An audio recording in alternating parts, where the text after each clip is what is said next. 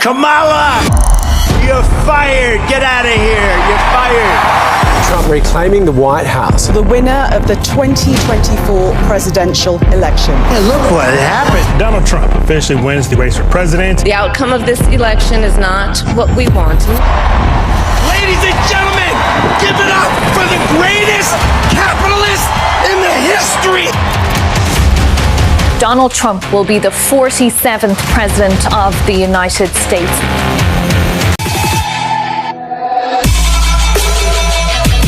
Okay. Donald Trump, the face of America. Donald Trump कैसे deal करेगा world crisis जैसे कि Pakistan, China, Ukraine, Israel and Palestine war. Election system of America.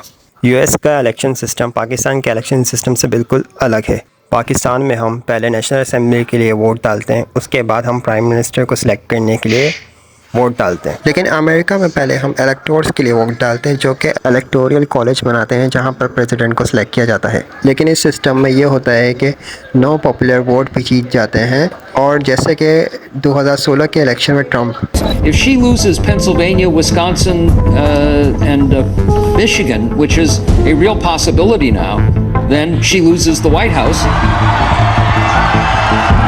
In the last few seconds, they have just pulled Florida for Donald Trump. That is why it matters. 29 electoral college votes. अब हम electoral system समझने की कोशिश करते हैं।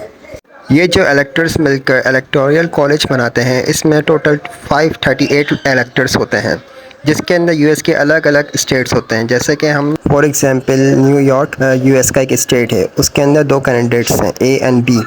B जीत जाता है तो सारे ए कैंडिडेट के वोट बी कैंडिडेट के अंदर शुमार किए जाएंगे। यूएस की सारी स्टेट्स को मिला के टोटल 538 स्टेट्स बनते हैं और प्रेसिडेंट बनने के लिए 270 वोट्स चाहिए होते हैं।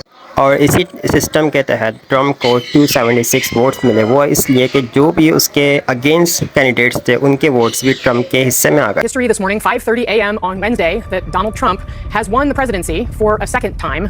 This time after having served for 4 years, then disputing the 2020 election, and then of course rallying a mob to the Capitol to try to interrupt the peaceful transfer of power there. Americans deciding to send him back to the White House for a second term. Voters expressed deep frustration with the Biden administration and former President Trump and the future President Trump overperformed in urban areas, particularly with men, proving that the strategy that they've doubled and tripled down on over the course of the last few months absolutely succeeded and brought him back to the White House. यहाँ पर Trump का political career बहुत interesting हो जाता है।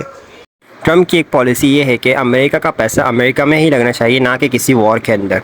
जैसे कि हम जानते हैं कि यूएस बहुत ज़्यादा पैसा इन्वेस्ट करता है अलग अलग वॉर्स के अंदर, जो जैसे कि फ़लस्तीन, यूक्रेन, अफगानिस्तान, इराक।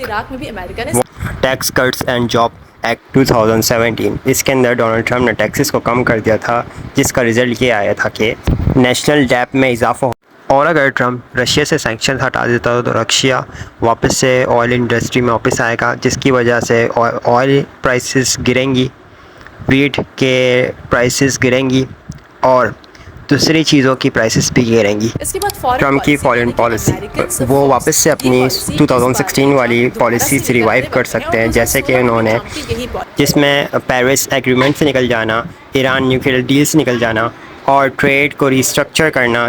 ट्रम्प की इमिग्रेशन पॉलिसी, ट्रम्प की इस पॉलिसी के अंदर बॉर्डर लाइंस को स्ट्रिक्ट कर देना ताकि कोई भी इलीगली यूएस में घुस ना सके। ट्रम्प की पॉलिसी ये भी कहती है कि सारी जॉब्स पहले अमेरिकन्स को मिलेगी, ना कि इमिग्रेट्स को। यूएस की फॉरेन पॉलिसी ग्लोबली कैसे इम्पैक्ट करने वाली है अदर कंट्रीज़ को। सबसे पहले दुनिया की दूसरी सुपर पावर चाइना के साथ अपना कॉन्फ्लिक्ट को बनाए रखना। ट्रम्प का ऐसा मानना है कि चाइना उसका सबसे बड़ा राइवल है जब बात आती है ग्लोबल लीडरशिप की। ट्रम्प ने एक बहुत बोल्ड एक्शंस लिए चाइना के ख़िलाफ़, जहां पर उन्होंने अपनी ट्रेड्स को कम कर दिया चाइना से और एक ट्रेड वॉर स्टार्ट कर दी। अब यहाँ बीच में फंस जाता है पाकिस्तान, क्योंकि पाकिस्तान को अपने रिलेशंस बहुत एहतियात से चुनने होंगे चाइना और यूएस के दरमियान, क्योंकि पाकिस्तान की इकोनॉमी बेस करती है चाइना और यूएस के ऊपर। ट्रम्प की पॉलिसीज़ अगेंस्ट वॉर। ट्रम्प का मानना ये है कि यूक्रेन और रशिया के वॉर के अंदर उनको घुसना नहीं चाहिए और अमेरिका ऑलरेडी 113 बिलियन का एड यूक्रेन को दे चुका है। लेकिन ट्रम्प का माइंडसेट चेंज हो जाता है जब बात आती है इसराइल और फ़लस्तीन की, और ये यहाँ पर एक एम्बेसी भी बना रहे थे इसराइल के अंदर। Actually, Israel is the one, and you should let him go and let him finish the job. He doesn't want to do it. He's become like a Palestinian, but they don't like him because he's a very bad Palestinian. He's a weak. Khan साहब और Donald Trump की दोस्ती के बारे में तो हम सभी जानते हैं।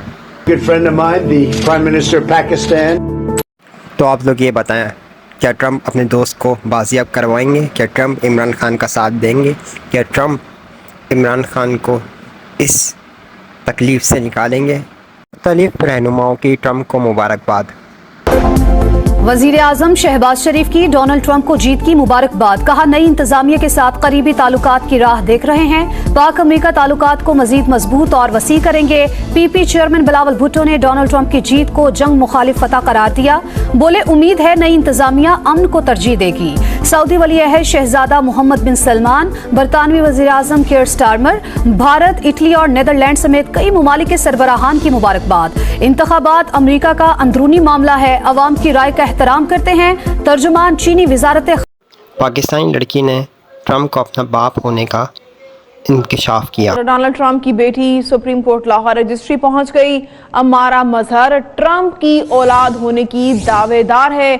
है यहाँ पहुंची इंसाफ के लिए। इनका ये कहना है कि जी ये डोनाल्ड ट्रंप की बेटी है, इनसे हम बात कर लेते हैं कि क्या सदाकत और आज यहाँ आने का मकसद क्या था। ये बताइएगा, आपका इशू क्या है? आपको कैसे पता कि आप डोनाल्ड ट्रंप की बेटी हैं? मैं सबसे पहले पाकिस्तान की सारी आवाम से और यहाँ के मौलाना साहब से कहना चाहती हूँ कि मेरे दिल से मैं इस्लाम और मुसलमान हूँ। अक्सर लोग समझते हैं कि मुसलमान नहीं हूँ, जिसकी वजह से मुझे बार बार टॉर्चर किया जाता है। अल्हम्दुलिल्लाह एक मौलाना साहब जो थे बहुत अच्छे हैं, मेरे टीचर हैं, सारे लीगली हैं। मैं बचपन से अगवा होके पाकिस्तान आई हूँ। मुझे शहबाज शरीफ अंकल ने इंडिया में जब असम्बली में बहुत उछल कूद हुई थी, वहाँ के गाने और वो देख के मैं वहाँ फंस गई थी, बच्ची थी, मगर मैंने पूरी दुनिया पैदल चल के आहिस्ता आहिस्ता पार की। जंगलों से निकलते बीच में काफ़ी टाइम मैंने बहुत स्पेंड किया। ये बता दें कि आप आज यहाँ पर क्यों आई हैं? मैं यहाँ इंसाफ के तलाश में आई हूँ। 16 साल पहले भी मैं आई थी तो मेरा बहुत लोगों ने साथ दिया था, लेकिन डोनाल्ड ट्रंप ने कहा था कि मैंने तुम्हारे सारे पैसे तुम्हारे सियासतदानों को दे दिए हैं, अब अपने पाकिस्तान वापस जाओ और फिर वापस आना। अब मेरा बाप मुझे याद करता है और मैं भी उसको याद करती हूँ, क्योंकि वो कौन है आपका? Donald Trump is my father. And मैं किसी से मजाक नहीं यहाँ करने आई, मैं एक सीरियस पर्सन हूँ और मेरी मजाक की बातें और ये बिल्लो के नाम से जितने इन्होंने गाने गंदे मशहूर किए हुए ना, मैं इन लोगों को खबरदार कह रही हूँ। अगर अब इन लोगों ने मेरी इज्जत पे कोई भी सवाल पहुंचाया और ज्यादा किसी ने भी टॉर्च किया, क्योंकि मैं चाहती हूँ, मैं सीरियस पर्सन हूँ, मुझे यहाँ अन नाम से, मुझे किसी और नाम से पुकारा जाता है। मैं जिसकी बिल्कुल ये हमारा है, इनका ताल्लुक लाहौर से। उनका ये कहना है कि जी आज यहाँ पर वो चीफ जस्टिस पास जो है इंसाफ के लिए आई हैं। खान आगाह कर रही थी।